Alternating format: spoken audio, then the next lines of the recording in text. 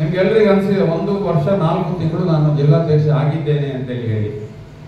ಆದರೆ 8 ತಿಂಗಳು ಆಗುವಾಗಲೇ ಒಂದು ವಾಸನೆ ಬರ್ತಾ ಇತ್ತು, ನಿಮ್ದು ಅಧ್ಯಕ್ಷ ಸ್ಥಾನ ಹೋಗ್ತಂಬ್ರಲ್ಲೇ ಹೌದಾ, ತೆಗೀತಂಬ್ರಲ್ಲೇ ಹೌದಾ, ಇದರಲ್ಲಿ ಗೊತ್ತಿಲ್ಲ. ಈ ವಿಷಯ ನಮಗೆ ಗೊತ್ತಾದ ತಕ್ಷಣ ನಾನು ಪದಾಧಿಕಾರಿಗಳ ಸಭೆ, ಜಿಲ್ಲಾ ಪದಾಧಿಕಾರಿಗಳ ಸಭೆಯನ್ನು ಕರೆದಿದ್ದೆ. ಬಂದವರಿಗೆ ಗೊತ್ತಿರ್ಬೋದು, ಸದಾನಂದ ಕೊಡಪುರೆಲ್ಲ ಇದ್ರ ಆ ಸಭೆಯಲ್ಲಿ.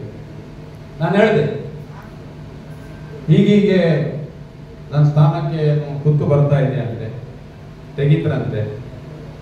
ನಾನು ಮಾತ್ರ ಯಾರ ಹತ್ರ ಹೋಗಿ ನನ್ನ ಸ್ಥಾನ ಉಳಿಸಿ ಅಂತೇಳಿ ಹೇಳಿ ಬೇಡ್ಕೊಳ್ಳೋದಿಲ್ಲ.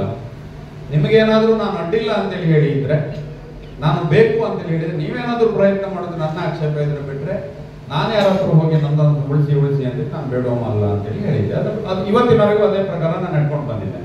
ನಾನು ಯಾರ ಹತ್ರ ಹೋಗ್ಲಿ. ಚುನಾವಣೆಗೆ ನಿಲ್ಲುವಾಗ, ಒಬ್ಬ ಅಭ್ಯರ್ಥಿಯನ್ನ ಆಯ್ಕೆ ಮಾಡುವಾಗ ಅವನ ಜಾತಿ ಯಾವುದು, ಅವನ ಹಿಂದೆ ಅವನ ಹತ್ರ ಎಷ್ಟು ದುಡ್ಡಿದೆ, ಅವನಿಗೆ ಸಮಾಜದಲ್ಲಿ ಫೇಸ್ ಇದೆಯಾ, ಗೆಲ್ಲಲಿಕ್ಕೆ ಸಾಧ್ಯ ಆಗ್ತದ ಅನ್ನುವಂಥದ್ದು ಎಲ್ಲ ಚರ್ಚೆಗಳು ಆಗ್ತದೆ, ಆಗ್ಲೇಬೇಕು, ಸಹಜ ಕೂಡ. ಆದ್ರೆ ಒಬ್ಬ ಜಿಲ್ಲಾಧ್ಯಕ್ಷ ಆಗುವಾಗ ಇದೆಲ್ಲ ಬೇಕಾ ನನ್ಗೆ ಗೊತ್ತಿಲ್ಲ. ವ್ಯಕ್ತಿಗಿಂತ ಪಕ್ಷ ಮುಖ್ಯ ಅಂತೇಳಿ ಹೇಳಿ ನಾವು ಭಾಷಣವನ್ನ ಮಾಡ್ತೇವೆ. ನನ್ಗೆ ಗೊತ್ತಿಲ್ಲ ಪಾಪ. ಜಿಲ್ಲಾಧ್ಯಕ್ಷ ಆಗಲಿಕ್ಕೆ ನಾನು ಜಿಲ್ಲಾಧ್ಯಕ್ಷ ಆದ ಮೇಲೆ MP ಚುನಾವಣೆ ನಡೆದಿದೆ. ಈ ಹಿಂದೆ ನಿರೀಕ್ಷಿಸಿದಂತಹ ಮತದಲ್ಲಿ ಶ್ರೀನಿವಾಸ ಪೂಜಾರಿ ಅವರು ಗೆದ್ದಿದ್ದಾರೆ. ತದನಂತರ MLC ಚುನಾವಣೆ ಆಯಿತು. ಸ್ಥಳೀಯ ಅಭ್ಯರ್ಥಿಯೊಬ್ಬರು ಪಕ್ಷೇತರವಾಗಿ ನಿಂತರು. ಸರ್ಜಿ ಅವರು ಅತ್ಯಧಿಕ ಬಹುಮತದಿಂದ ಗೆದ್ದರು. ತದನಂತರ ಶ್ರೀನಿವಾಸ ಪೂಜಾರಿ ಸ್ಥಾನಕ್ಕೆ ಮತ್ತೊಂದು ಚುನಾವಣೆ ಆಯಿತು. ಕಿಶೋರ್ ಕೊಟ್ರೇಡಿ ಅವರು ನಿರೀಕ್ಷಿಸಿದ ಮತಕ್ಕಿಂತ ಹೆಚ್ಚಿನ ಮತದಲ್ಲಿ ಗೆದ್ದರು.